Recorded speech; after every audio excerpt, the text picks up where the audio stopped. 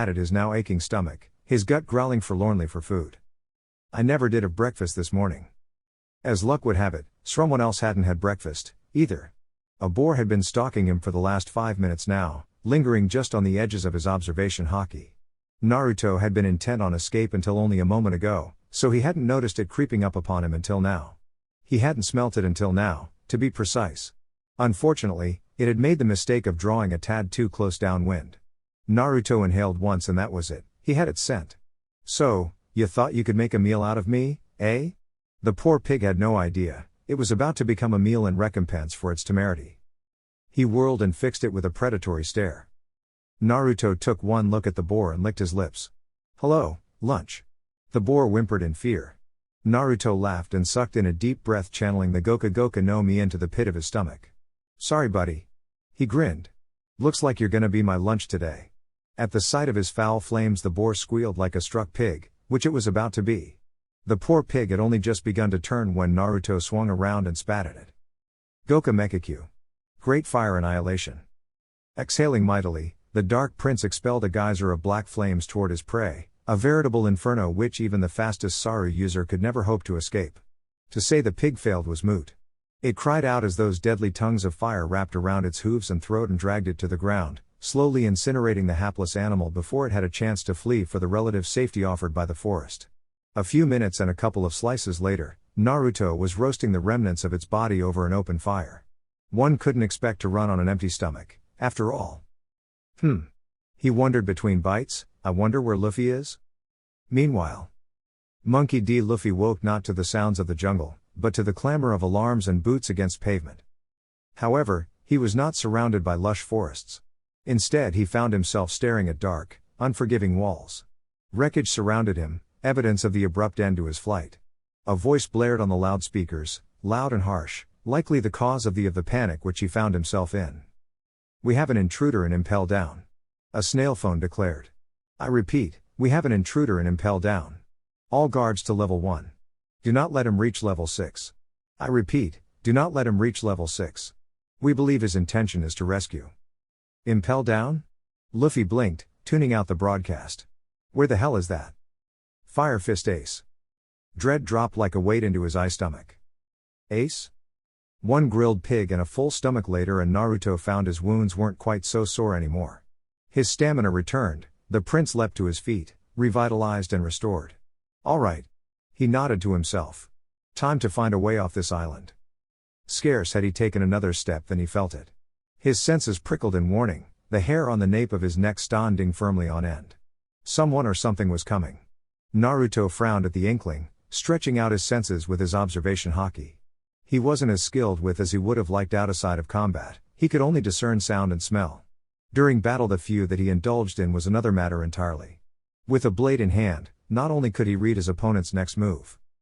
Both Rayleigh and Shaki had drilled it into him, yet somehow, he could only unlock his true potential in combat. The thought sobered him. For now, he contented himself to listen, senses straining. Gradually he heard it, first as a sursurus of whispers, rising over those of the animals in the jungle, then louder, as though someone were speaking from a great distance to make themselves heard. Voices? Hurry! A young woman called. The smoke was rising from over here. Could it be that someone from the distant coastline managed to come here in secret? Then this was the saga of a huge crisis, right? No, the first voice replied. They're keeping a close eye on the waters around this island. And even if someone managed to get past unnoticed, it's hard to think anyone would intentionally do something like this to get themselves noticed. Gay. Naruto cringed. His stomach had betrayed him once again. Then who is it? I don't know, let's split up here. Understood. Natives? Naruto wondered to himself at the sight of their simple garb, his pace inadvertently beginning to slow. Wonder if they have a ship I can borrow? He paused, torn between flight and fight. Should he stay, or should he go? Decisions. Running about aimlessly hadn't gotten him anywhere thus far, though. The island, if this was, in fact an island, seemed to have no end to its jungle. So long as he wandered, he risked getting himself lost, or worse. He cringed at the thought of nearly eating those mushrooms. That settled it then. Better to wait them out here, than to wander around and get himself into. Kami knew what kind of trouble awaited him. Settling himself into a crouch, the dark prince sat down, intent to wait them out. He didn't wait long. Scarce than 30 seconds after the fact, he detected the sound of snapping branch and twigs, a sure sign that they were nearly open him. Even so, he wasn't entirely prepared for what popped out of the foliage. A woman. But one so large and corpulent, almost masculine in appearance, that she might have been a man were it not for her bosom. She took one look at him and cried out. Margaret! Margaret, she cried. Look at this. What is it, sweet pea? A lithe young woman with short blonde hair answered her compatriot's call. Oh, she cried out in surprise once she saw him. She too, wore little in the way of clothing, also bearing a strange sort of staff. A philandra. Over here. If Naruto had been startled before, then now he was positively shell-shocked. His jaw fell from his face as possibly the tallest woman he'd ever laid eyes upon stepped out of the brush a heartbeat later, her childlike eyes regarding him with innocent curiosity. Her. The trio regarded him curiously, as if he were something to marvel at. What is it? Margaret asked. It looks like a person. Ahem, ladies. Naruto waved to get their attention, his arm raised in greeting. I have a name. The women started in surprise. It spoke. It? Naruto's left eye twitched. Maybe she's not from here? A philandra ventured. Enough. Naruto growled, his patience wearing thin. I am not an it. And I'm certainly not a she. I'm a he. The lady stiffened. Does that mean? He's a man? It's my first time seeing one. Margaret breathed in awe. He looks so different. Huh? Naruto couldn't conceal his surprise. You mean you've never seen one? He began to stand. I'm not really the best example though. Stay back. Before he could blink, Margaret's staff became a bow, one she notched an arrow to, drawing the string back. Naruto was about to comment on the futility of such an effort, when she let it fly, his senses screamed for him to dodge. Instead of dissolving into his natural element as he often would for such a paltry attack, the blonde slid aside. It saved his life. Even as he dodged, the arrow opened a thin slice against his cheek, shearing past him to exploded through the trunk of the tree he'd been resting upon in a shower of bark and timber. The hell? He hissed in surprise, glancing at the lethal projectile. Haki? I'm impressed. In the time it had taken him to inspect the arrow, the woman's naive mannerisms had all but vanished. She'd already notched another arrow to her bow. I didn't think you'd be able to dodge that, let alone recognize my ambition firsthand. A piercing gleam entered her eyes. But the next one won't miss. Naruto glowered, pulling himself to his feet. He saw Sweet Pea in his peripherals, but a philandra was nowhere to be seen. Or senses, for that matter. How could someone so large disappear so suddenly? The sound of an arrow being drawn taut drew his attention back to Margaret. Oi oi, miss. Just why are you shooting at? Margaret fired again. Armament, Naruto whispered softly as the arrow streaked towards him, veins bulging in his forehead. Hardening. He stood his ground as the arrow slammed into him, grunting as it barreled into his chest and drove him into the ground, drawing up a cloud of smoke. The impact alone was bone-jarring. There was no way he could have survived that. Even Hibayami-sama would be wounded by such an attack. There was no possible way a mere man could have endured it. Did I get him? She wondered aloud. No, Naruto drawled as he picked himself up. He stood woodenly, not taking enough care, banishing the dirt and dust with a wave of the hand. You didn't? Margaret felt her blood turn to ice water in her veins. There was no longer a man standing where she'd first fired the arrow. In its place stood a creature out of nightmare. I guess it's my turn to be impressed. Naruto admitted, the darkened color of the haki fading from his skin. You're the first person since Rayleigh to make me use this, my armament haki. Margaret gawped. This was haki, then? You know, Naruto reared his head, a devilish gleam entering his eyes. My mother always told me to be nice to girls. Never yell at them, she said. Never hurt them, she said. Always be kind to them, she said. But the way I see it, you fired on me first. So I don't have to do anything. And besides, you're pissing me off, you know. He kicked the ground once, raised his hand, and vanished. Saru. Margaret squealed in surprise as the man vanished, only to reappear next to Sweet Pea. Behind you. The woman, having been about to launch an arrow of her own, turned, bringing her face directly into the path of the blonde's hand. Naruto flicked her forehead. Not gently. The blow catapulted the corpulent woman backwards, sending her crashing head over heels into the undergrowth. Naruto didn't bother to follow her. Instead, head simply swayed, body breezing to the right as Margaret's arrow whistled through the patch of ground he'd just occupied. How rude, he chastised lightly. There's no need for that, after all, I only knocked her out. Margaret felt a bead of sweat drip down her brow as her next arrow met a similar fate, as the blonde swatted it into the ground. He was playing with them. Toying with them. How dare he? She felt her dread deepen with each miss. Naruto's body flickered once more and suddenly he stood before Margaret, arm drawn back, fingers clenched into a fist. Sorry, he apologized, this might sting a little. Despite all her training, Margaret froze. She couldn't bring herself to think, to move, to do anything. She could only scream as the man's first barreled toward her face. Stop. Her mind wailed. Stop, stop, stop. Now, it was Naruto's turn to freeze. He stopped abruptly at the last instant, his knuckles barely brushing her cheek. Despite herself, the Amazon flushed. His knuckles were rough against the soft satin of her cheek. This close, she could feel the calluses, see the scars lining the length of his hand. His hand belonged to a fighter, someone who'd fought every day of his life. This man was a warrior. The thought sent a thrill of anticipation down her spine, fluttering in her stomach like butterflies, hammering like a drum in her heart. His eyes searched hers for a moment, then he peeled himself away. Why? Ah, he sighed, raising his shoulders in a half-hearted shrug. I've gone and done it now. For some reason, I just can't bring myself to hit a lady when she screams, you know? Without another word he turned his back on her, facing toward the jungle as though she no longer represented any sort of threat. Your friend should be all right, I think. Didn't hit her too hard. At those words Margaret blinked, her desire driven away by her sense of duty. She couldn't let this man escape. And now's my chance. Against her better judgment, the blonde braced herself for the worst and let the arrow fly. This time, Naruto wasn't fast enough. Even as he batted Margaret's arrow aside, another struck him from behind, the deadly missile sinking to the shaft in his right shoulder. A philandra.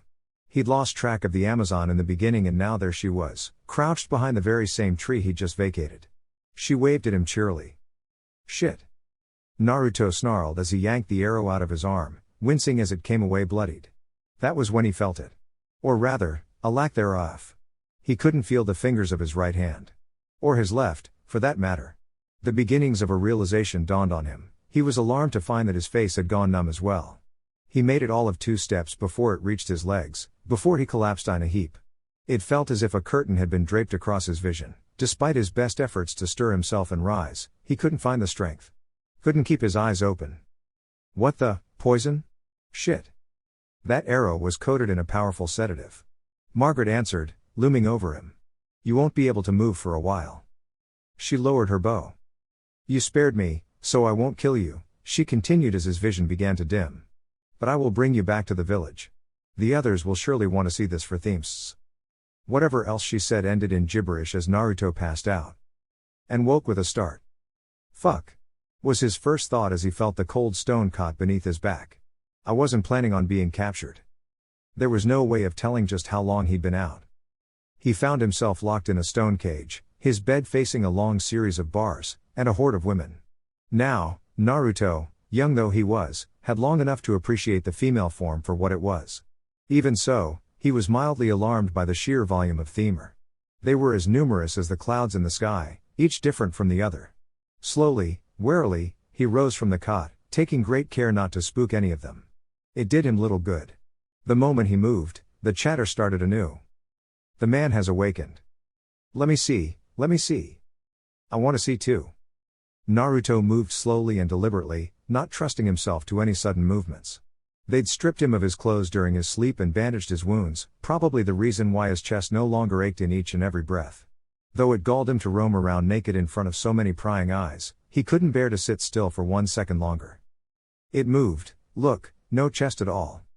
Such a ruggedly handsome beast. It looked so strong with that long, scruffy-looking hair.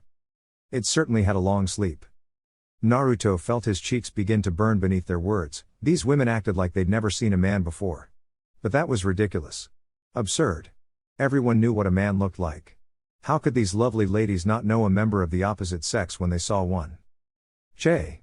He snorted softly, pulling himself off the cot. It's like I'm a damn lab rat or something. Painful memories flickered through his mind, causing his heart to race. No, he reminded himself. That was in the past. Just the past. Nothing to worry about now. Still, he didn't relish the idea of walking about like a human mummy. Hey, can I take these off? He asked, indicating the bandages. Everyone, shh, it's saying something. When no response was immediately forthcoming, the Dark Prince took matters into his own hands.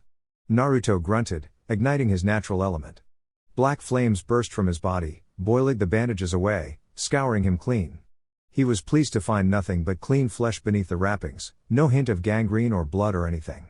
As always, he welcomed the warmth of his element and all that it offered, strength, security, solace and all. Wreathed within his element as he was, nothing save sea stone could touch him.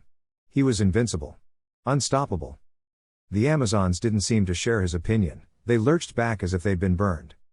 What on earth is its body made of? One of them cried. So men can burst into flames? Too shocking, must note it down, this is so interesting. He was just about to deny such a thing when he caught sight of Margaret behind the bars.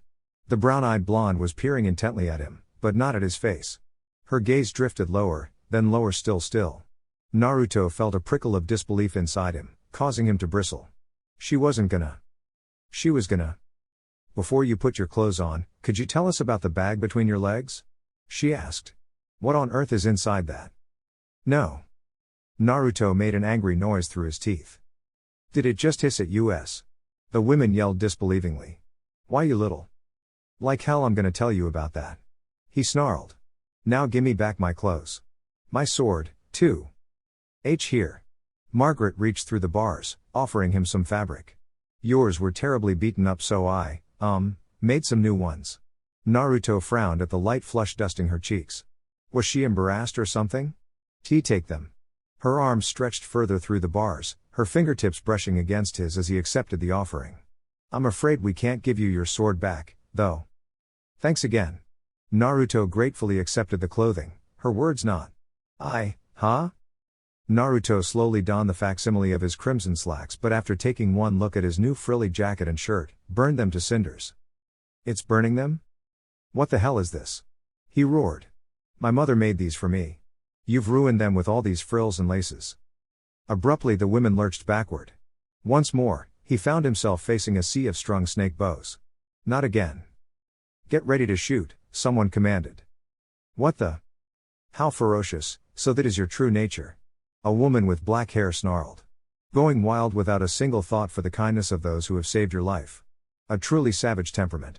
I've noticed you have not the slightest trace of grace in your speech or actions, either. As I thought, Your kind and ours simply do not mix. But Kikyo, Sweet Pea protested, you can't kill it just for that. It's for your own good. She cut them off. Margaret, Sweet Pea, a philandra. If Hibayami-sama were to realize you'd brought a man into our village, she'd never forgive you. We must kill him and destroy the evidence, while we have a chance. Now. Before she returns and finds. Kill me? Naruto cut them off with harsh laughter. It was a deep throaty sound. Go ahead. Try. He beckoned with a hand, eyes blazing. Fire away. See what happens. He was sick of this. Sick of being made a fool, of being underestimated, of everything. Ever since he'd met the Straw Hats, everything had gone straight to shit. Well, not anymore. These women thought they could kill him, just like that? Let them try. He raised both hands now, body brimming with black flames, eyes dripping blood. This technique was a bitch to use, but... Come on. He growled in challenge. Hit me. Margaret blanched at the memory of his haki, her fingers lowering on the string. But even that wouldn't sustain him against so many arrows. Could it be he had something else up his sleeve? The look in those eyes told her yes, he had more up his sleeve. Much more. And if they fired upon him? No, wait. Don't. Too late. Fire. Kikyo commanded. B.A. Crom. Dozens upon dozens of arrows pierced the cell, skewering the hapless blonde where he stood. Smoke billowed outward, rising from the pulverized stone to obscure their vision. Nothing stirred within that cloud of dust and debris. He was dead, then. Margaret felt something twist inside her at the thought. Such a shame. She truly would have liked to know him better. It was for the best, Kikyo sighed, lowering her bow. Is that so? Materializing outward from the ghoulish appendage that had warded away the arrows, a grisly creature of shadow and flame and was born. Little more than a human skeleton, the creature loomed over its master, its ghastly appearance bellying the awesome power it wielded and that of its creator, who stood enshrouded within its ribcage. Gleaming with ill intent, the creature raised its right hand, and within its fingers appeared a blade of black, blazing luminescence. Naruto brandished his blade, reclaimed during the confusion, and held it high. The giant mimicked the motion, bringing its black blade to bear. With one swing of its ethereal sword, the bars burst, shattering like so much timber. What is that? One of them whispered. This? Naruto snickered, dabbing a hand at his bloodied eyes. This is simply part of my ability, the ability of the Hellfire Fruit. Even as he spoke, the creature seemed to gain substance, muscle wrapping around bone, flesh around muscle, and armor onto flesh. Sickly yellow eyes leering down at the whole of them, mocking them within its half-helm, the flaming creature's mouth hanging open, in silent laughter. Naruto stepped outside the cell, out of the darkness and into the light, and the giant followed, hanging over him like a shroud. This, he sneered, is my ultimate shield. I call it Susanoo. There was a tense silence, thick with anticipation. If they'd expected him to stand and fight, they were sorely disappointed. Abruptly the blonde bowed and leapt toward the rooftops, the Susanoo disintegrating to a mere ribcage around its master, dashing away at such a speed that even the Amazons themselves were hard-pressed to see him, let alone match his pace. Be seeing ya. He cackled. Come back here. And thus the chase began. Chapter 6. Lovelorn and Battleborn. Let me go. Will you calm down, troublesome woman? Margaret was not going calm down, not in the least. Perhaps some explanation was needed therein. No sooner had their dreaded man escaped from his cage than he'd led all of Kuja warriors, herself included, on a wild goose chase across half of Amazon Lily. This Susanoo of his proved all but impervious to even the strongest of their haki-imbued arrows, the flame-clad ribcage warding them off as though they were mere mosquitoes trying to bite at a giant. And if that hadn't been bad enough, he'd taken a hostage. Her. Now they were hurtling upward at a breakneck pace, her body clutched flush against his chest. She could feel his pulse racing against her skin, the steady thump-thump-thump sending silent shivers down her spine. Her own was probably doing backflips. He raced toward the edge of the village, to the edge of the cliff. A snake of dread coiled in her gut. She fought back, but to no avail. Any attempt on her part to stab the man with the knife was met with a scrapping sound from the ethereal ribcage surrounding him. Any attempt to attack the ribcage itself resulted in a burn on her arms and shoulders. But it would take more than pain to stop Margaret. Much more. Still, this heat, it was as if the man were a part of hell itself. He was infinitely warm to the touch, his heart hammering against her ears, strong and powerful, arms encircling her like a noose, holding her tight, her body joined with his. A spool of warmth spread between her legs. No. She ridiculed herself. He's a man. An enemy. I cannot allow myself to feel such things. Hang on. Nani? Margaret squeaked out as the ground fell away beneath their feet, leaving them standing out over empty air.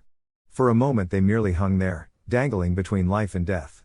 Then gravity sank its claws into them and down they went. Naruto laughed as they fell past the ridge, plummeting toward the tree line below. Margaret wailed in despair. Was he truly so intent on death that he would try to take her with him? No. She cried. Wait. Stoop. She was still screaming when the man spread his wings. Wait, wings? Wings?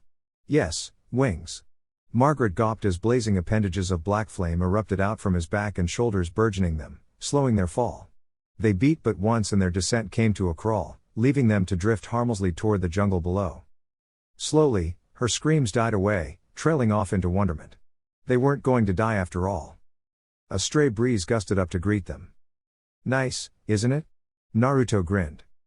Margaret fought the urge to gawp at him, her cheeks burning a shameful pink as she beheld the man.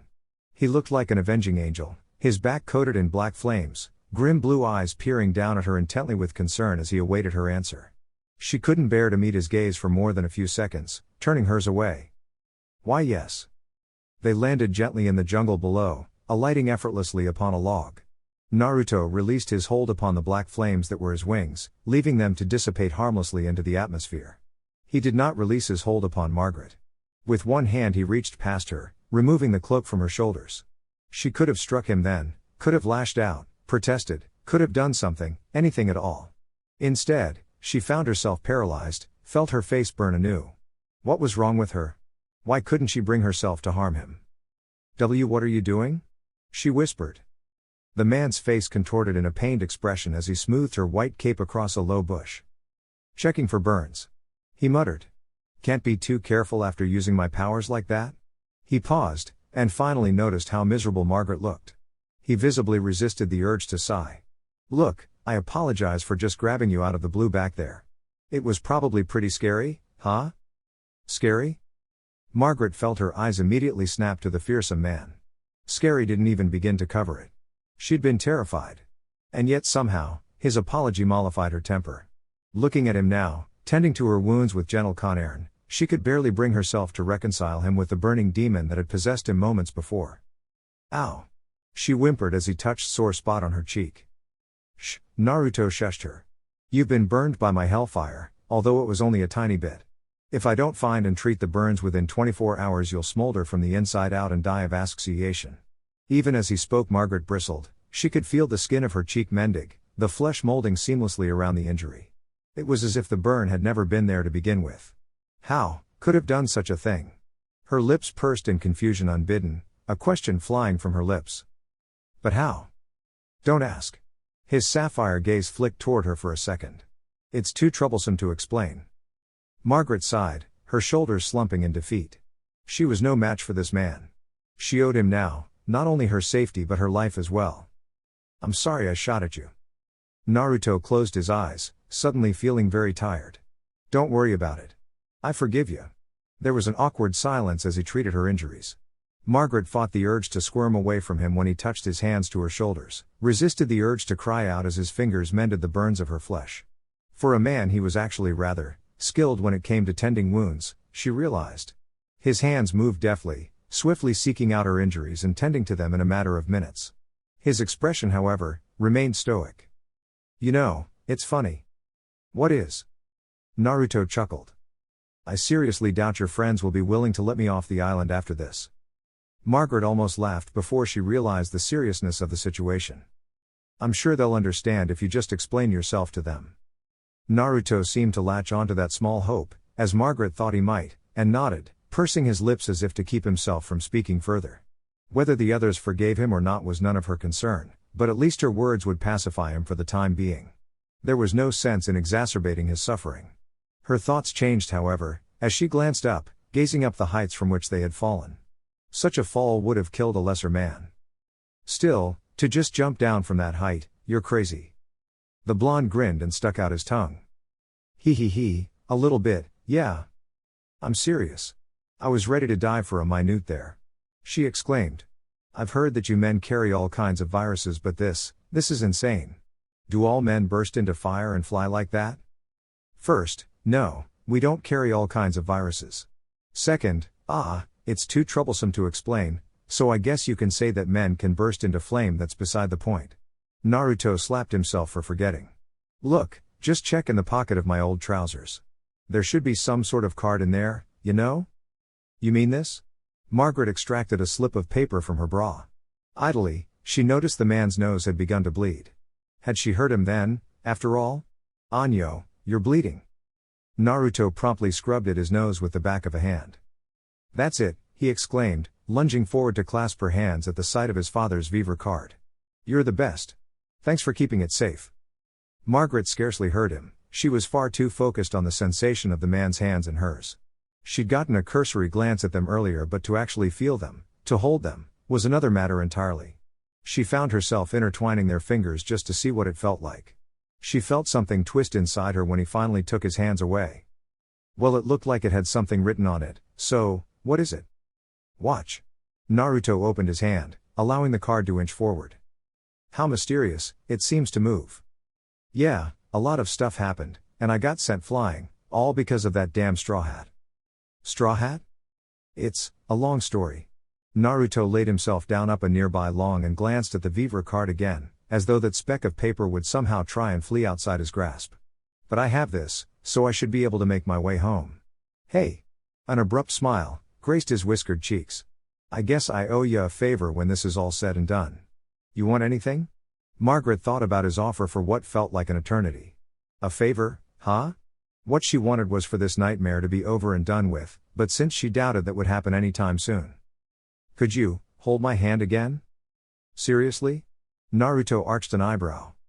Well, I'm not a pirate, so, sure.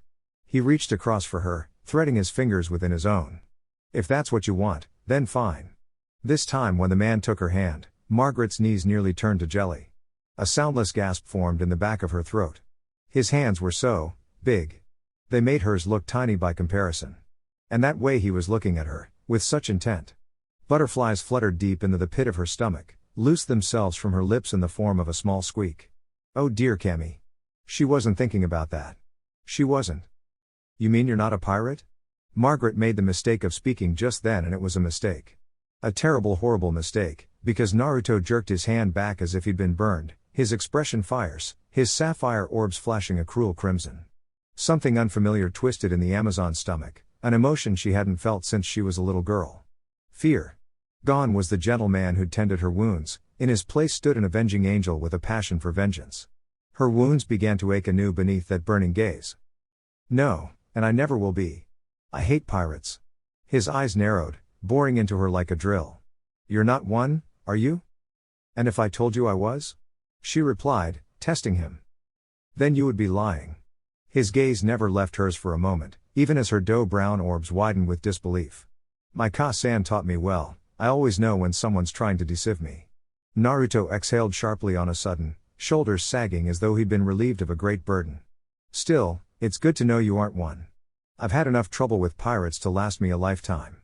His good mood returned with a vengeance as though it had never left, the cold, calculating crimson leaching from his blue orbs until they were the color of the sea once more.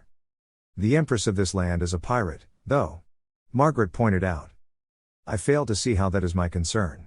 He remained undeterred. After a moment his scorn softened and he asked, is she strong? A foolish question indeed. Margaret felt her chest swell with pride at the inquiry. Only the very best of the island's warriors sail aboard the pirate ship. Of course they're strong.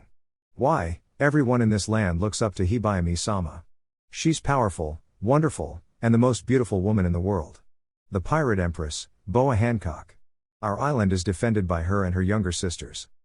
Pretty bold claim there. Naruto shrugged. But like I said, it's not my concern. Shaking himself, he rose to his feet. Well, I've wasted enough time here, I think. Where are you going? Home, obviously. He waved. I can't relax until I know my old man is all right. You really are restless, aren't you? As long as he survived, that's fine. Naruto resolved, clenching his fingers into a fist. As long as he's alive, he can still stand up again. And if he can't stand, Then I'll do it for him. I don't care how strong the opponent is or how many there are, I'll kick their asses from here to marry Heyo if I have to. I'll fight to protect my family time and time again. Margaret felt her respect for the man climb another notch higher. He clearly had something to fight for. You truly think you can do this? Of course. He thumped a fist to his chest and fixed her with fierce grin. So long as I bear my father's surname Silvers, I'll never give up what's precious to me, even if I have to lay down my life for it. That's the way, the life, I've sworn to live. You're strange. Naruto's grin grew and his eyes squinted, the expression making him look almost fox-like. I prefer the term unique, you know? Without another word, he departed, leaving her to stare at his broad back as he receded into the distance. Strong and sure, his legs carried him away from her, his stride serving to put more and more distance between the two of them with each passing second. He carried a heavy burden, and yet, he bore it with pride and confidence. Confidence she herself lacked. She couldn't help but find his resolve admirable, in a way. Admirable that he would gladly face so many opponents to protect what he cared for and give up his life without a second thought. Men are unbelievable. Margaret marveled at him as he walked away. They can grow wings and set themselves on fire. They have a flat chest and in between their legs. Oh. She blinked in surprise. I almost forgot. You there? Man. Wait. Naruto turned, curiously regarding her over his shoulder. There's something I forgot to tell you. You don't have any ships? Naruto gawped in disbelief. This is the calm belt? That's right. Margaret replied.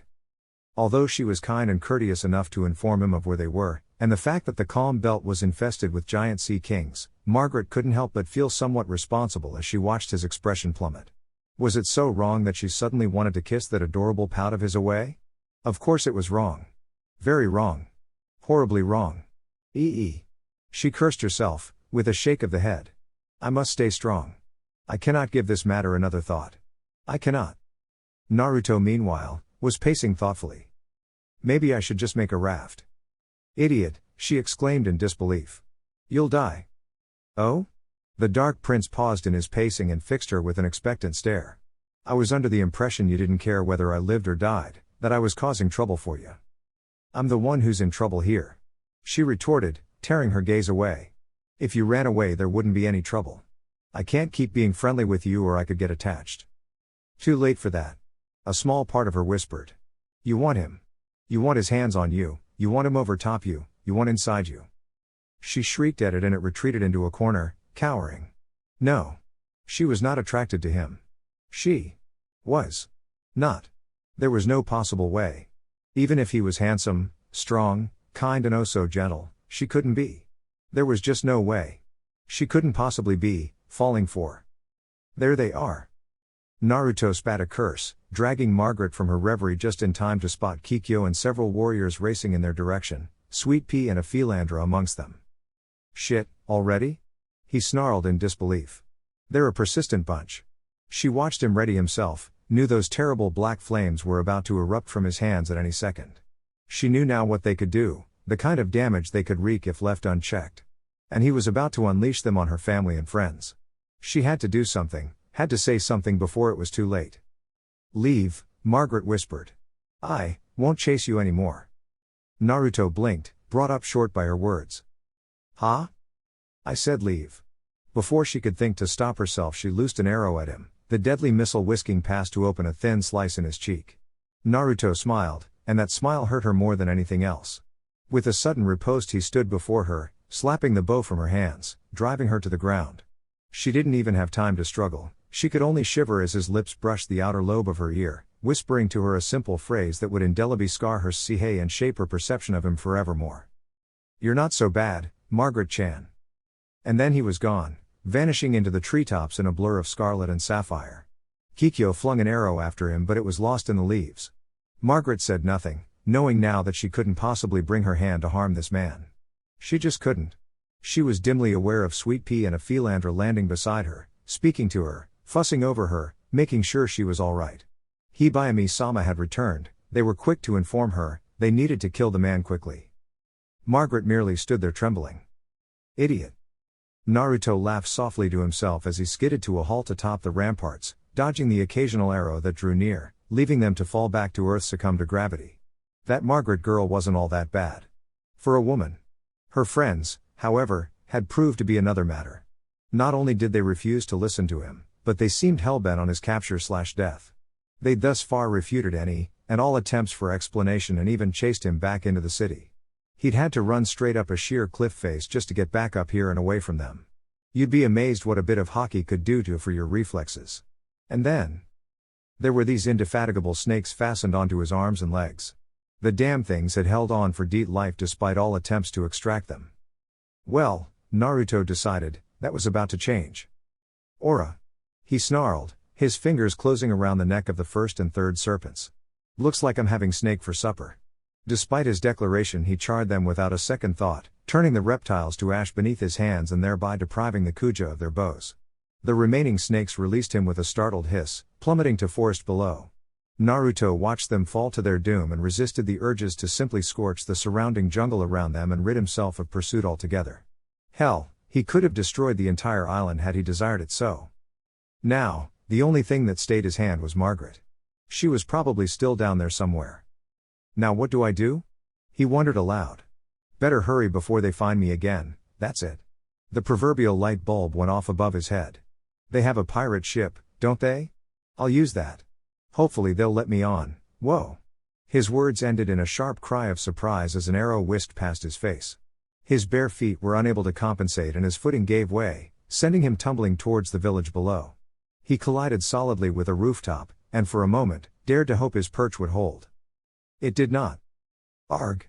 The Dark Prince snarled as his footing betrayed him for the upteenth time, leaving him to plummet to his doom. Why does this always happen? Twisting toward whatever awaited him below, the blonde gave a mighty grunt and extended his legs to absorb the impact of his landing. He landed amidst shallow water. Fog scrawled around him, obscuring his vision in the gloom. Where the hell am I? He wondered aloud. Question mark. A harsh splash drew his attention deeper into the bath. There. Something or someone was moving in the gloom. Who goes there? Oh. Naruto edged backwards, but there was nowhere to go, nowhere for him to run within the heady atmosphere of the bath. He stood there, petrified, as a shadow appeared in the gloom, gradually taking shape and form. Don't tell me that's. When she emerged on a thick cloud of steam, Naruto couldn't help himself. He gawped at her. Alabaster pale skin seemed to shimmer in the lights of the bath, drawing his eyes to her body. Large breasts were barely concealed by the curve of her arm, her waist dipping to reveal perfectly flared hips. And Cammy, those mile-long legs. Sputtering, he tore his face from her body and dared to look her in the eye, an apology already upon his lips. It died, the moment he saw her face. Her hair was wet and slicked back, the strands like glistening ebony silk. The style left her face bare, nothing hiding those uplifted, crystalline eyes, those sharp cheeks or those heart-shaped lips. Adorable, was his first thought. Actually, adorable was not the right word. She was beauty personified. A man, she hissed in surprise, a surprise surely mirrored upon his own face. But on her back, what was that? Naruto felt his blood turn to ice water. That mark, there was something he'd never hoped to see again. And yet here it was, standing out on her back for him to see. A ghastly-looking hoof, the symbol of the hated Tenryubito, otherwise known as the Celestial Dragons. The mark given to all those forced to serve them. The mark, of a slave. He knew it well, more so than he cared to admit. But to see it here, it sent a cold jolt of pain through his mind. Say, that mark.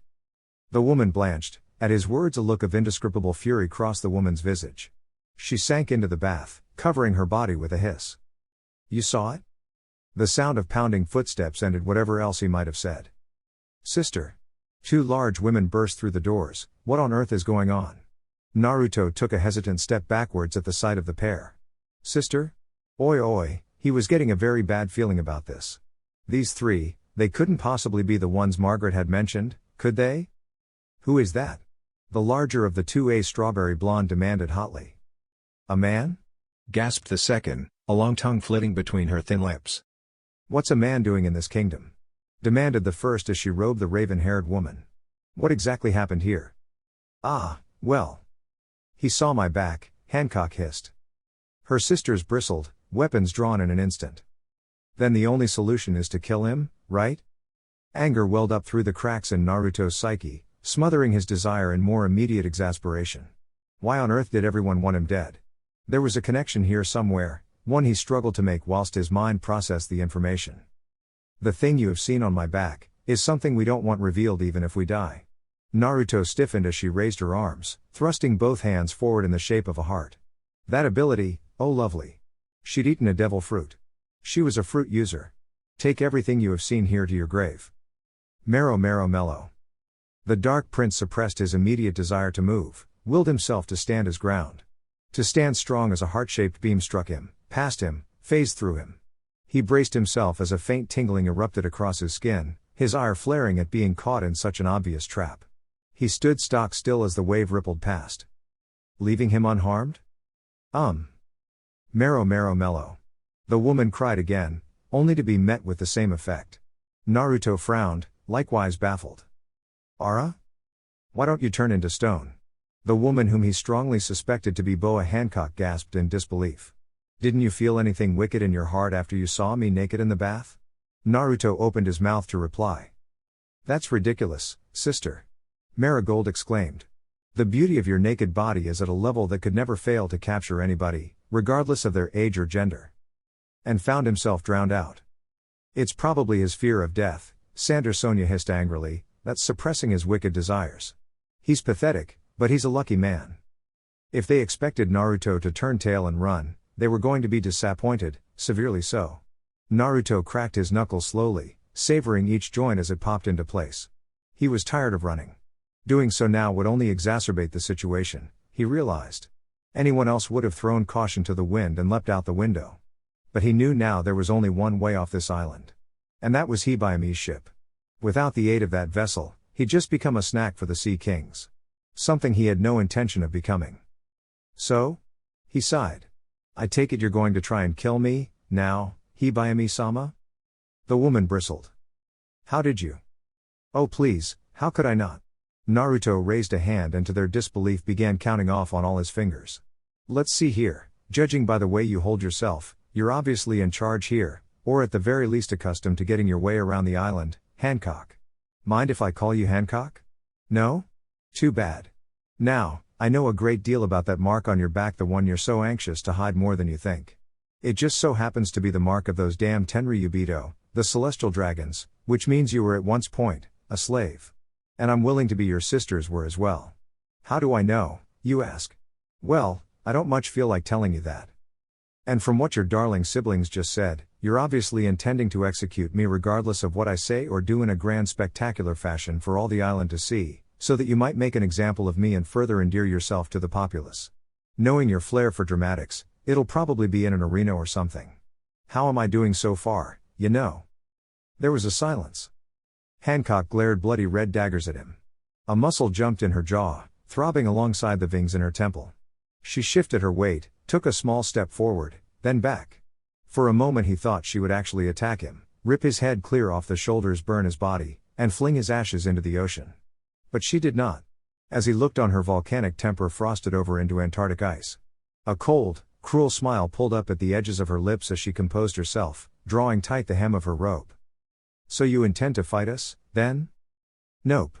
Naruto shook his head and offered his wrists, smiling softly. I surrender. What? Go ahead, he waved his hands, take me to this arena of yours. Try to execute me. I guarantee you'll fail. And when you do, I'll be taking that ship of yours, with or without you on it. He let the threat hang between the two of them, an unspoken challenge for Hancock, and Hancock alone. The longer they looked at one another, the more riled Naruto allowed himself to become. If there was one thing he could not would nochtant, it was arrogance. These women respected strength? Well then, he would show them strength. He'd show them such strength that they'd be kissing his feet before the evening. Take him. Hancock all but bit out, her words cutting across the expanse between them like a knife. Naruto didn't so much as bat an eyelash when the steel serpents coiled about his body, binding his arms to his sides, restraining all attempts at movement. Steel melted easily. He let them take his blade. He could take it back just as easily. He allowed himself to be led from the bath by Hancock and her siblings, knowing that he could have escaped at any moment, yet chose not to. He let them lead him outside. We have captured the man. Hancock addressed the concerned citizens once they reached the outdoors, parading him through the streets as though he were a piece of meat. Naruto allowed it. Naruto let them because he was smiling all the while. Just you wait, Hibayami-sama. Margaret couldn't believe it. Naruto had been captured. He sat in the center of the arena, calm and unperturbed, despite the women baying for his blood. Utterly unfazed. Was he truly confident of the outcome? Perhaps. Or, perhaps not, as the masses cheered for the arrival of Hibayami-sama and her sisters. Hancock laid herself upon her snake, coiled back like a dais, flanked by her siblings. Her very posture bespoke of complete and utter ease, lending no hint to the emotion turmoil boiling within. Now then, let me ask you, man. How, and for what purpose, did you come to this island?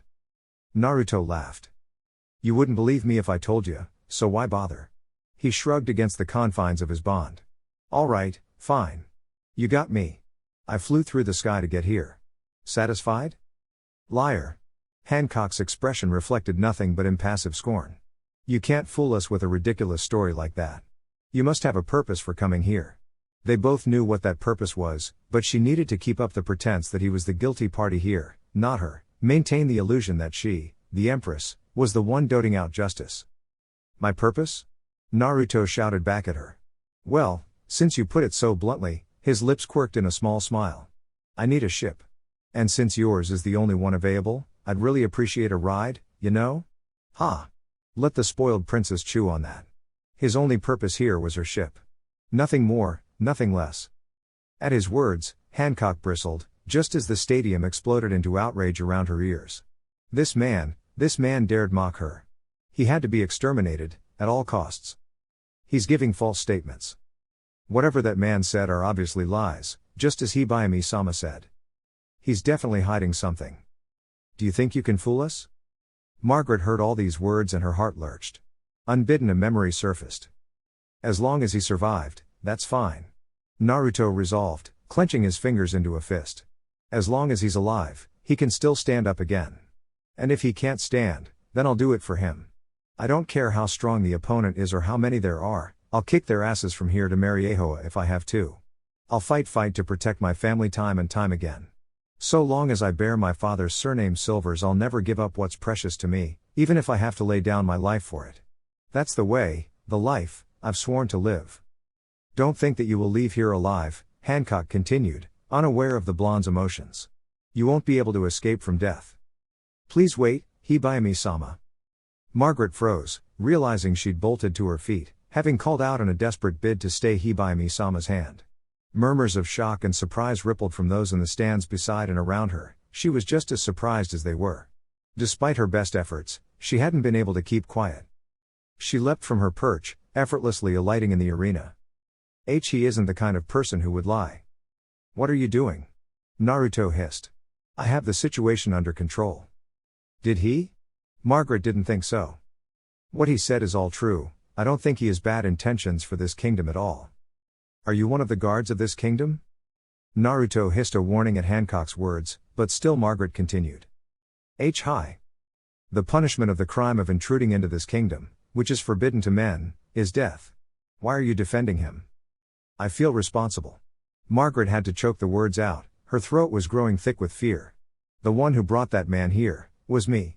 In the ensuing silence that followed, Naruto made a squelching sound that sounded a great like idiot. To her ears. Were it not for the sudden sound of footfalls, she might have stuttered on still. Imagine her surprise when Sweet Pea and a Philandra flung themselves to the floor, both their heads scraping the tiles in subservience. Hibayami-sama, Sweet Pea cried. The saga of there's a reason for that. That's right, a Philandra insisted. We just thought the others might want to see him. We are just as responsible as her for the sin of bringing him here. The saga of exactly. Stop it, you two. The one who said we should bring him to the village was me. But I was the one who shot the arrow. And I. Will you cut it out, the three of you? Naruto snapped, silencing them with a snarl. I had this situation perfectly under control until you came barging in. They were going to let me fight to begin with. Now you've gone and screwed yourselves over for nothing. But. Hancock uncrossed her legs and rose from her serpentine cushion. Her heels rose sharply against the stones, producing a harsh click-click-click with her slow but inevitable descent. Margaret prostrated herself upon the floor, knees locked, head bowed. Naruto felt his voice stick in his throat. She would go this far for him?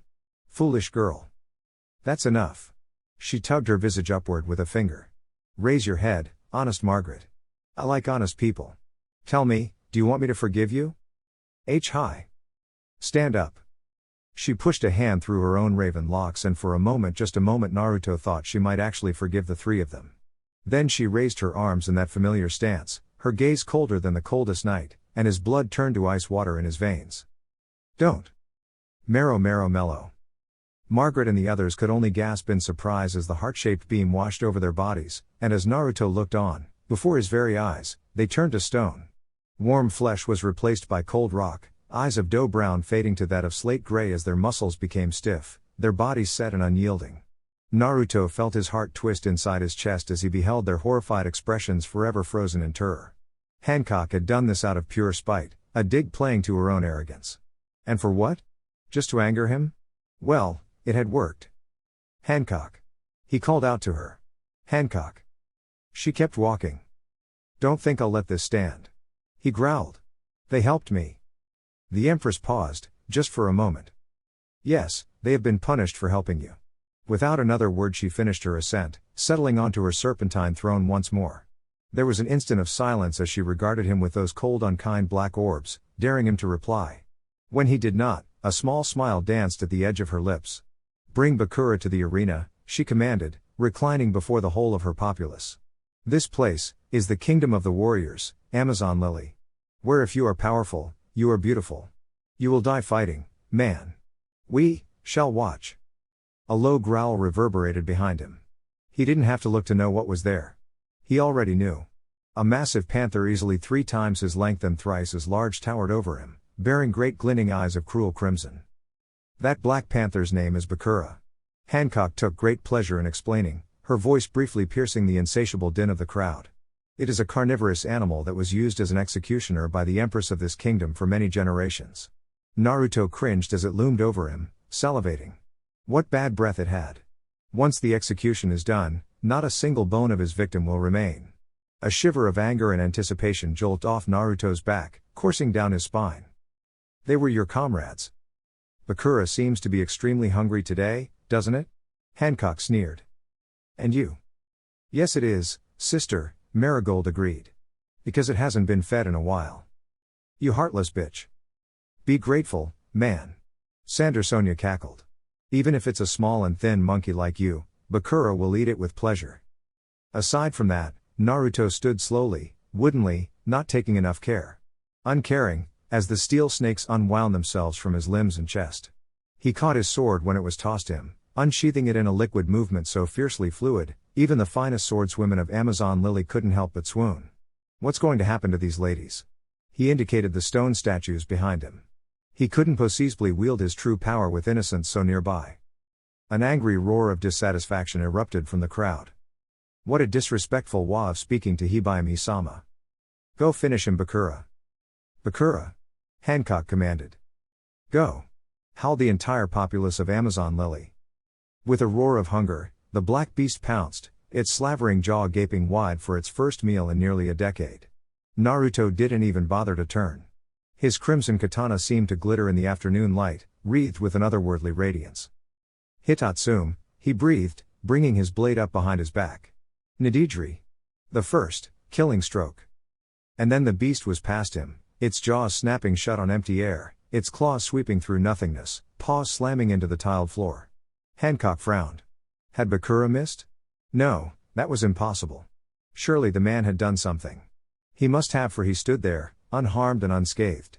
Indeed, Naruto said nothing as he straightened, slowly sheathing his sword, the weapon sliding into its home, with the lightest of ease. There wasn't a mark to be seen upon him. Undeterred by its failure, Bakura began to turn, attempting to come about for another pass at its prey. Bah dump. With a wet squish, its severed halves collapsed to the floor in an ever-growing puddle of blood. Blood and gore spattered across Naruto's scowling face, making his terrifying expression all the more hellish. He spun in a vicious circle, rounding on the laughing ladies with a furious snarl. There's something wrong with all of you, Naruto hissed as his bloodied blade disappeared within its sheath, thumbing the hilt of his sword. Even after your comrades have been turned to stone by that woman, why are you still laughing so childishly? A chorus of boos shouted him down. The savage is actually shouting at us. Unbelievable. It killed Bakura. What a fierce animal. Screams of shock and horror rose around him at the death of their precious panther. The women simply could not believe their eyes. Never before had anyone escaped the executioner, and here, this one had done just that and more. The fearsome man had bifurcated Bakura with but a single swing of its blade. And still, they professed no pity for their frozen comrades. It made Naruto's blood boil. So this then was how pirates treated their nakama? Casting them aside like so much refuse?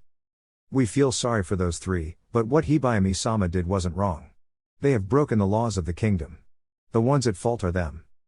No matter what I may do, once more, Hancock's regal voice pierced the veil of sound, I will always be forgiven.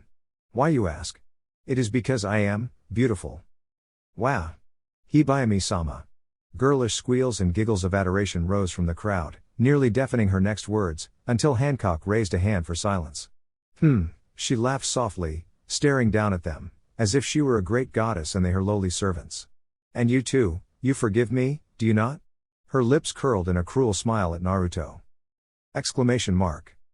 Without word nor warning, the blonde's bloodied blade burst from its soaked sheet and slammed into the arena, emitting a loud crack as a section of the floor toppled away, plummeting into the spiked pit below.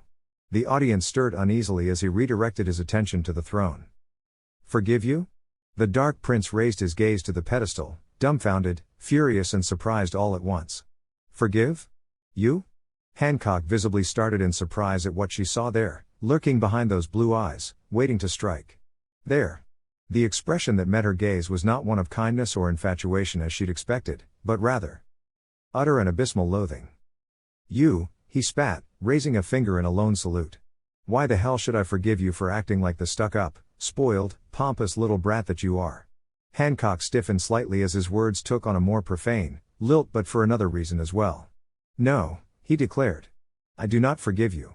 And I never will until you drop this holier-than-thou act of yours, you whiny bitch. And just where the hell do you get off treating me like shit, huh? I haven't seen you come down here and fight me yet. Certainly she hadn't been expecting such an upperfront display of malice. He could see it in the way her eyes widened slightly, then threw herself back on her lavish cushion. She felt her chest heave with a dry sob of sheer surprise. This could not be. It could not. This is simply impossible. There cannot possibly exist a man immune to my charms. No, it's not possible. I cannot bear it. Oh, come on. Naruto spit at the floor, took a small step forward, jabbed a finger towards the whining princess, still in a fit over this unexpected rejection. Stop throwing a tantrum. You're not a child anymore, so don't act like one, damn it. Execute him. The crowd shrieked. Marigold. Sansur Sonia.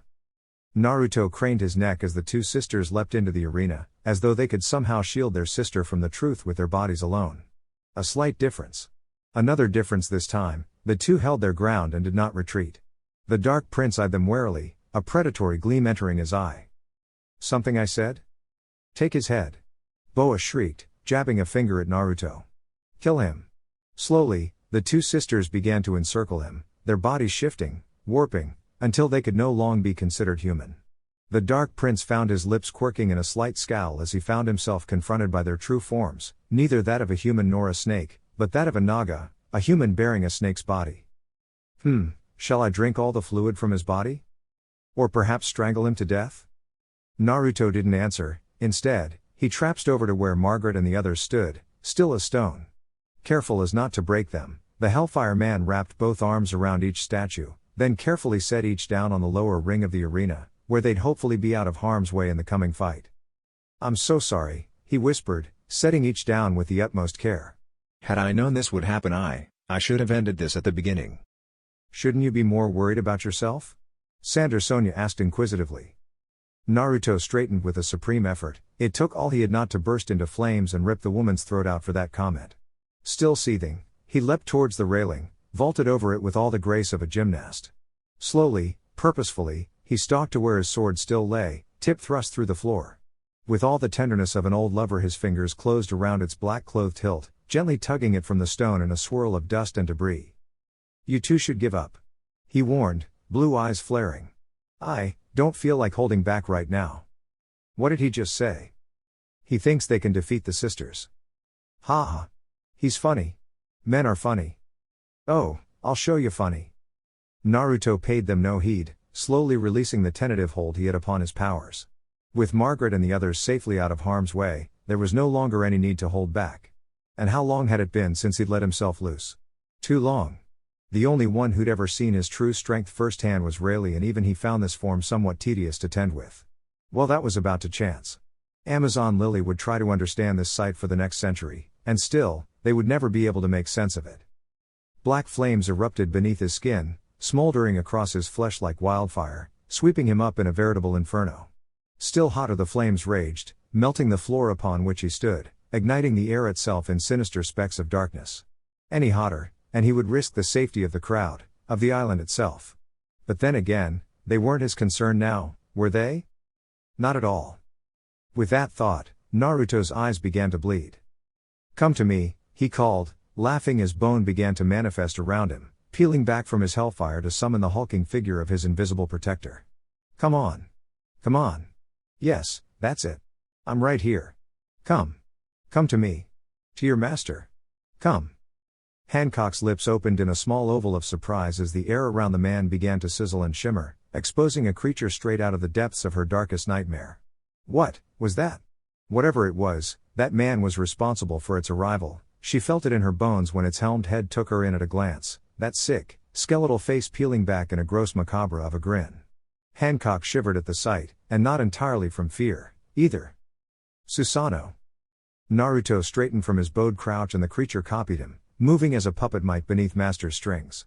It brandished a sword and a gourd in one pair of malformed hands and a shield in the other. An ancient warrior called forth from its grave to do battle on the puppeteer's behalf. Susanoo gleamed before the Kuja in all its darkened glory, malevolent orbs of golden honey narrowing in scarcely concealed contempt. Muscle and sinew manifested from nothingness, taking the shape of long, willow-like arms ending in cruel claws crafted from the heart of the inferno itself.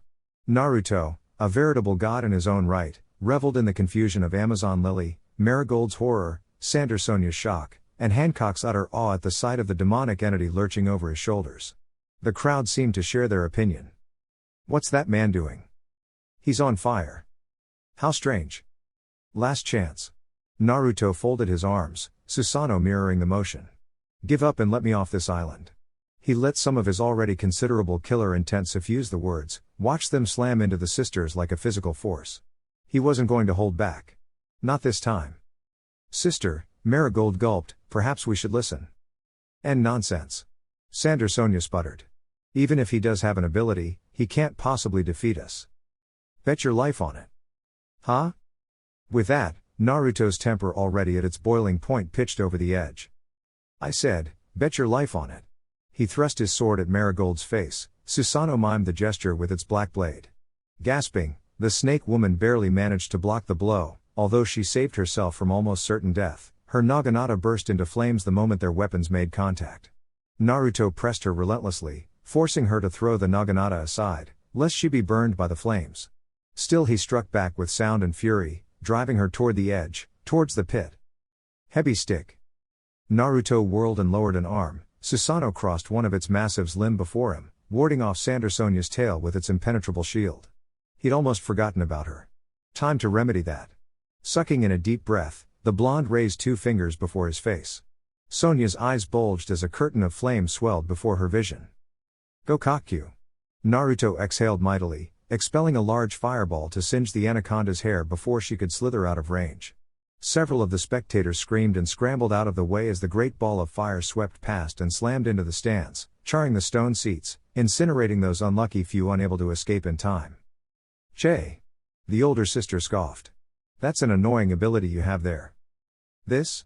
Naruto chided, tossing his faithful guardian a warm glance. "Funny you should mention it. It's not mine, not originally. I have a friend to thank for this gift. Itachi-san. I'll never forget him, or what he taught me. He passed on a few years ago, but although he's gone, his spirit and thereby this ability lives on in me. Normally, I can control its movements with my thoughts, but the big guy knows well enough to protect me on its own. You know, defense over offense? Unless I do this." Slowly, he pressed his hands together. "Release." At first nothing happened. At first. Then Susanoo screamed. "Gra-ah-ah-ah-ah-ah." "What?" The black demon burrowed into the boa sisters like a thing possessed, its clenched knuckles seizing into Marigold's face in one hand, Sonya's hair in another. Roaring, the demon plucked them off the ground, hoisted them up into the air and hung them there by the scruffs of their necks. Naruto savored their confusion for a moment, before an errant thought drove them face deep in the tiled floor. He held them there, willing his flames to leave them unharmed, untouched, as he delighted in their humiliation. Ara, Naruto sneered, memories of his time as a slave boiling back to the surface. What's this? I thought you were going to execute me? He tightened his grip, driving them deeper into the sudden silence as the whole of Amazon Lily looked on. Such strength.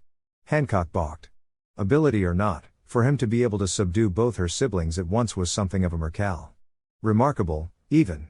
However, he was underestimating her sisters. Your arrogance will be your undoing, man, Marigold hissed at him. What are you? Marigold turned her face aside and spat, leaving Naruto just enough time to blink in surprise before a wad of congealed poison struck him in the face. He yelped in surprise, a cry of pain lurching from his lips. Susanoo immediately released its hold upon the sisters and rushed back to its master, but too late, Sonya's had already taken advantage of the tenuous opening.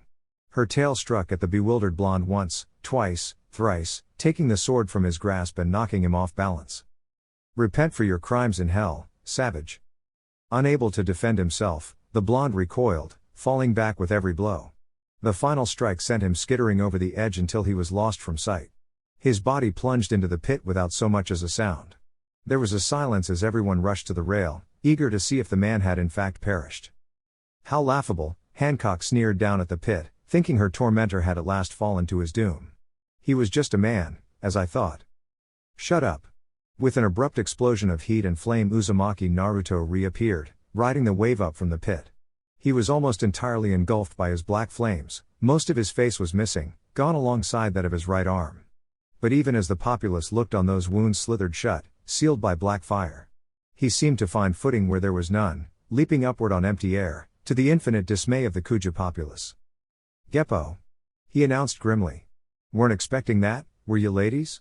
It was as if pulses of air came from beneath his feet hands, allowing him to hang in the air without effort, allowing him to land at the edge of the arena with little effort on his part. And, for the last time, he snapped over his shoulder, glaring at Hancock with such intensity that she actually froze, barely able to breathe beneath the weight of his wrath. I didn't ask for your commentary. He insulted Hibayami-sama again. Hurry up and kill him. Sonya. Mary, Boa cried, throwing her head back upon the pillows, desperate to escape his penetrating gaze. She wanted him dead. She never wanted to look at him, she never wanted him to look at her, ever again. Make haste and end that man's life so I will never hear his disrespectful talk again. Of course, sister, Sander, Sonya hissed, leaning up off her elbows, tail coiling about Margaret's statue. Just give up and die, man. If you don't, I can't guarantee the safety of this statue. Naruto scowled, hostage or no, he wouldn't allow these sisters to have her way. Put them down. He warned. Ara? Sonya sneered, tossing Margaret's petrified form up and down with her tail. Are you concerned for her? Stop that. I don't think so. I'm having too much fun. Oi. Sander. Sonya might have been enjoying herself too much to notice this change in the blonde's temperament, but Marigold wasn't. She watched his hands fist at his sides, his Susanoo inexplicably stiffening alongside him as she looked on. A muscle jumped in the blonde's jaw, throbbing eerily alongside the veins in his head. Those steely sapphire orbs snaped into slitted scarlet as she looked on, its irises narrowing to mere beads of crimson coldness. A knot of dread fisted in her stomach, just as a low growl tore itself out of Naruto's throat like a beast uncaged. I said put her the fuck down. Marigold bristled in awe, gawping as a silent ripple passed over the stands like a breeze. Hancock felt it as well, felt it slam into her, blow her hair back. And still it spread, seeping far into the stands, sensed and felt by all. Women and warriors alike gasped, mouths hanging agape as the unstoppable will of Silver's D Naruto washed over them like a wave, suffusing their very souls with terror. Some way collapsed. Then another. Another pitched forward. And still another. One by one, it happened. Those who could not endure his will simply slumped over, foaming at the mouths. In short order half the stadium was rendered unconscious. Kya-ah. The remaining Amazons yelped. That was the king's willpower, someone cried. That's a joke, right? Only 1 in a million people is capable of using the haki of the chosen ones. I haven't seen anybody who can use it, aside from our sister. Sonya marveled silently, lowering Margaret to the arena floor. Scarce had she done so than Naruto reached forward to retrieve her, Susanoo's large hand closing around her frozen form, hoisting her body over the rail to safety. It was the perfect opportunity to attack, but she could barely bring herself to breathe, let alone think of offensive action. She couldn't help herself, she felt fear, outright terror as she peered into those cold crimson eyes. This man has the quality of a king, capable of standing above all others. Marigold was in awe. One look at that defiant visage told her all. This man had full control of his haki. He wasn't a mere interloper with reckless enthusiasm, he was a hardened warrior, trained in the art of combat. Even without his devil fruit power, he would have made for a formidable opponent. With those powers. Hancock bit her thumb. He has the king's haki, just as I do. What's going on? Isn't he just an ordinary kid? Who on earth is that man? Naruto laughed. I take it you felt that little bit of haki just now, eh? He chortled softly to himself as he pushed a hand through his hair, the ragged mess mussing even further at his touch. As to who I am, nah, I don't feel like telling you that after what you just did. In fact, he scowled, I feel like kicking your asses all over again. Steam sizzled from his shoulders and back, joining with the foul flames of the Susanoo. The throng of warriors held on to their breath in eager anticipation. They had no way of knowing just how badly frightened the Boa sisters were. What are you waiting for? Hancock demanded at her sisters. You have nothing to fear from that man, or his haki. That's where you'd be wrong. Naruto extended his hand, his sword lurched where it lay and flew to his awaiting palm. You have a great deal to fear from me and my haki. With a flick of the wrist, he positioned the blade toward the Boa sisters, its serrated edge gleaming hungrily in the afternoon. Hancock. He called up to her. I don't know whether you've got a beef with men or if it's just me, and to be honest, I don't really care one way or the other. However, and here he did pause, I've been beaten, poked, bitten, stabbed, and shot at today, and I'm out patience. I hope you've prepared yourself, because I'm about to wipe that smug smirk right off your pretty little face. Starting with your sisters. Armament, he declared, thrusting a fist for the sky. Hardening. His skin blackened and vulcanized in an instant, likening to the hellish flames rising from his body. Susanoo loosed a ghastly wail, chilling the hearts of spectator and combatant alike as its master stood up to his full height. The flames of hell roared high on his skin, coating his arms, his legs, every inch of him. In a sudden movement he'd sheathed his sword, drawing a host of gasps from those remaining conscious. He's going to fight them barehanded? Foolish man. Naruto scoffed at their scorn. Let them believe what they wanted. Gonna borrow a page or two from your playbook here, Luffy. He muttered to himself, drawing both arms back, sighting down a stunned Sonya. Hope you don't mind. Steeling himself, he surged forward. Goka no. Gatling. Sonya might have laughed upon realizing the Dark Prince was actually mimicking someone, were she not in so much pain.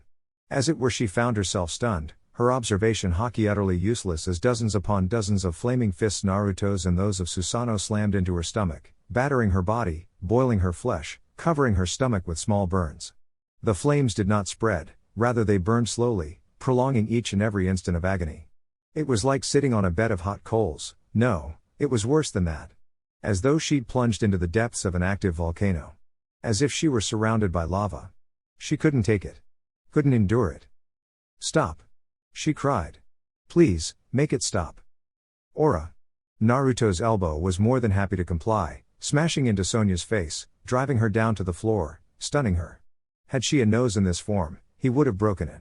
As it were she simply lay there, dazed beyond recognition, her body still steaming from the extinguisher's flames. Sister. Marigold exclaimed. Naruto rounded on her with a hiss. Goka no. I'll block it. She thrust both arms before her face, determined to endure the monster's assault. He might be fast, but there was no way he could pierce her defenses with strength alone. Even with that ghoulish abomination aiding him. I'll stop him. She thought. I'll definitely stop him. Like hell you will. Naruto drew his right arm back and vanished in a flicker of foul flame. Saru. There was a terrible, awful silence, broken only by Sonya's labored breathing. Marigold's gaze flicked this way and that, desperate to find the man before he could reappear. She didn't wait long. Armageddon. Materializing directly beneath her outstretched hands, the son of Silver's Rayleigh struck fast and hard and the Susanoo with him, A powerful flaming uppercut that smashed Marigold's guard to pieces and powered into her chin. Still she struggled to resist, fighting the forces threatening to drive her corpulent form from the arena and into the air. Try as she might, she couldn't sustain the block, her neck muscles were giving way even as she struggled to defy the flaming fist pushing her body upwards. Too much. I can't block it. Go flying. Naruto roared. Applying a world's worth of pressure, the Dark Prince bowled her over backwards, head over tail, flinging Mari from the arena and into the stands. She barely managed to arrest her momentum by latching onto the rail with her tail at the last instant. Even then she felt her muscles tear from the strain needed to fight against the momentum. In the end it did her little good, the rail snapped beneath her weight, and sent her serpentine body sliding down the stairs towards the pit. This man, he's strong. Naruto stood tall and proud in the center of the arena, his breath coming in short, rasping gasps. Gay, he winced, coughing up blood, the crimson fluid trailing down his lips. I forgot how much of a strain Susanoo can be. It feels like every cell in my body is burning. Although, I'm always on fire, ha. Despite the pain searing in his chest, he'd managed to laugh at his own joke. Brook would have loved that one. Forcing himself to smile, he returned his attention to Hancock. Looks like your sisters are finished, Boa. He called up to her, defying the pain in his body. Are you going to come down here and fight me yourself, or are you going to give me a ship out of here? Scarce had he tried to speak than the crowd, what remained of them, erupted into boos and jeers. How dare he speak to Hibayami-sama that way? Sonia-sama. Maria-sama. Get up. Finish him off. Sonia. Mari. When Hancock finally spoke, her voice had dropped an octave in displeasure, her blue orbs more akin to glacial ice than the afternoon skies for which she was so well known. What are you playing around for? Have you forgotten that you are here, to punish that man? Kill him now before he recovers. Please forgive us, big sister. Sonia pleaded as she picked herself up off the floor. We'll finish him off right away. As one they circled him, positioning themselves on either side of the arena. Naruto watched them a moment longer, his shoulders falling slack in exasperation. Persistent bunch these two. Hibigami Tsuki. As he looked on, Sonia's hair took the shape of several serpents, each easily capable of splitting steel and twine. Yamato Orochi. Hibigami Tsuki. To his amusement, Marigold used a lighter to set herself aflame. The fires consumed her hair to assume the similar shape of serpents. Unlike her sisters, this attack, much like her body, was entirely wreathed in flames. Salamander. Naruto sighed. You call that fire? He shook his head, banishing Susanoo with a thought, momentarily glorifying in the blessed absence of the pain he'd been experiencing. Let me show you real fire. Raising either hand, he formed a fist and brought them together. A blinding light burst from his body, wreathed in darkness and shadow. Watch closely now. You won't be seeing this a second time. My favorite and completely original move. Amaterasu no Koen. An immense shockwave, filled with fire and fury, slammed into the sisters, their twin technique evaporating as though it were little more than thin, harmless steam against so many blows. Forced together by the recoil, unable to retreat, Sonia could only gasp as the man's flames and those of her sister seared her face body, leaving her writhing in pain. Oh no! Marigold cried. Sonia ne-sama. Get away from me. Desperate to save her sibling, she shoved her backward, her body toppling toward the pit of spikes. Watch out! Miraculously, she seized the edge before she could plummet to her doom, leaving her hanging perilously over the pit. What an outrage, Hancock hissed. Not only had this man slain Bakura in a single blow, but he'd made a mockery of her and her sisters. Would there be no end to this humiliation? This would not stand. She jerked up from her throne with a snarl. She would. No. That was when she saw it. Although Sonia had saved herself from almost certain death, the dreaded black flame of Amaterasu still smoldered at her back, searing away her cape, revealing charred skin. Revealing her back. Her back was exposed. Once the smoke cleared. Oi, Naruto shouted, jumping over their intertwined tails as he saw Sonia's clothes being burned away. Hold it. Without pause or preamble or even thought, the Logia leapt across the pit to land squarely upon Sonia's back, shielding the terrible mark emblazoned there with his own body. This close, the crowd shrieking nearly deafened him. He's trying to finish her off. That's horrible. He's going to drop her into the trench and impale her like a beast. You damned man, Sonia hissed. Don't move, Naruto whispered, his grip tightening around her spine. Even if you intend to kill me, I no longer have any intention of killing you. Cocky brat. Sonya remained adamant. Mari. Hurry up and kill him now that you have the chance. Marigold hesitated, the flames flickering from her flesh. What are you doing, Mari? Now's your chance. I can't, sister. Her sibling replied. Right now, that man is protecting us. Look. Someone cried. Sonya's cape has been burned up and her back is exposed. If that man lets go of her, the Gorgons I will be. This is terrible. Everyone who sees them will turn to stone. Don't move, he hissed in her ear as she continued to struggle. You don't want anyone to see that, now do you? Immediately, she ceased her efforts and did her best to remain utterly still. We were just fighting, why are you helping me? That mark on your back has nothing to do with our fight, Naruto whispered in reply. Believe me, I know how you feel. You want to keep that thing hidden at all costs, right? Oh yes, he knew all about that accursed mark, because he bore it himself. It lurked there on his lower back, lingering just beneath the tattered tissue of a long-healed, hideous self-inflicted scar, where he deliberately set himself ablaze in a desperate attempt to remove the brand. That had been before he'd eaten the Goka Goka no Mi, before his parents rescued him, before Itachi Ni died, before, well, everything. Realizing just what he was covering, the secret that this man was willingly protecting, Hancock was filled with such emotion, that it was all she could do to order everyone out of the arena for fear of seeing Sonya's Gorgon eye, before her legs gave out. Utterly drained, she collapsed into her seat. The tears falling from her eyes. We're so sorry, big sister. Not only did we lose but we were saved by our enemy. Her sisters fervently apologized for their defeat. Hancock, now recovered from her brief emotional lapse, peered down at the man known as Naruto with intent. He favored his right leg over his left, affecting a light limp as he dragged Margaret's statue into a standing position. His gaze locked with hers. You gonna fight me next?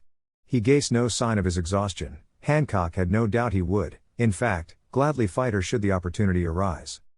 That's enough, she sighed, shaking her head. I do not feel like it anymore. Good. Naruto heaved a sigh of his own. Then returned them to normal. Marigold and Sonya bristled.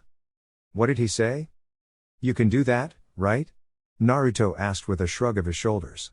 He hazarded a glance at Margaret's statuesque form, a soft smile lining his chiseled features. She's troublesome, I know, and she was better off not interfering, but hey, she tried to protect me, you know? That's gotta count for something. That makes it my fault, not hers. So, what do you say? Indeed, I have the ability to return them to their former state. Hancock admitted. However, you said there was somewhere you wanted to go by ship? Yup. Naruto nodded. My old man's probably still there waiting for me. I see. Her gaze darkened. I shall grant you one request. With those cruel words, she watched disbelief dawn across the man's visage. I can either reverse their petrification, or give you a ride home. I shall only do one or the other. Choose one and throw away the other choice forever. A small smirk tugged at her lips as she awaited his inevitable reaction. He might play the gallant prince, but beneath that he was as cold and cruel as the rest. He had to be. He must be, as all men were. I will not be tricked. She determined. Show me your true selfish nature, you man of Sabaody. Thank you. Naruto thrust his head toward the floor, prostrating himself before Hancock and her sisters. Turn them back to normal. He didn't hesitate, even for a second. For all his anger and exasperation, for him to just choice was painfully obvious to him. Never one to put his survival above those of others, he decided it was better that Margaret and the others return to normal rather than remain statues forevermore. Really, it was how he'd been raised. Always do the right thing, Shaki-san had told him. Even if it hurts. It did hurt a little, knowing he would not be able to get home and check on them as swiftly as he would have liked, but if he were to leave these three to rot, that would have left a far greater stain on his soul than any act of selfishness on his part. Of course, Boa Hancock knew none of this. Not even a second of hesitation. Shocked couldn't even begin to describe Hancock's emotional state at this moment, nothing could. Her eyes widened in shock and disbelief. This man with such impressive haki would bow to her so easily for the sake of another? She felt something stir in her hardened heart, like a crack etching along a stone surface. It spread like a hairline fracture, growing larger with each passing second. Lies. He must be lying, no. One look at him with his face folded into the floor, told her all. No one, woman or man, would subject themselves to such humiliation if their intentions were insincere. This man. Hancock stalked down the steps, doing her level best to ignore him and his smiling face. She hesitated before the stature, torn between anger and something else. She couldn't discern this other emotion. To be honest, she didn't want to. This man had made a fool of her with his arrogance in the bath and the arena, and yet here he was, discarding his pride, as easily as one drew breath. Such a thing was nigh but impossible for her. A man should not be able to know one should do that, what this one had done. Man. Naruto perked up at once. Hancock fixed him with a steely glare. Once I have restored these warriors, I would invite you to my palace. Do you accept? She watched him sit up, scrubbing the back of his head. Now there was hesitation. She did not blame him. Mere moments ago she had been prepared to step into the arena and take his head. Had he not acted to cover Sonia's back, she might have done just that. They would have fought and one of them would most likely have died. Her chest itched at the thought. A strange sensation was blossoming inside her, spreading warmth to every pore. Hancock did not dislike it. On the contrary, she found it to be an almost welcome one. Now, she merely awaited the man's answer. Sure? Naruto shrugged, pulling himself to his feet. Why the sudden change of heart, if you don't mind me asking? Hancock had to force the words out before 4 years' worth of foul memories consumed her. Memories of pain and chains and burning brands. Of harsh words and blows and old fellows who treated her like a mere toy for their sick and twisted amusement. Boa shivered at the mere thought of it. What she was about show this man, what she would tell him. Slowly, she touched a hand to Margaret's stone face and bid her awaken. Her gaze found Naruto's once more, rooting him in place even as she began to revive the frozen warrior. There is something I must show you.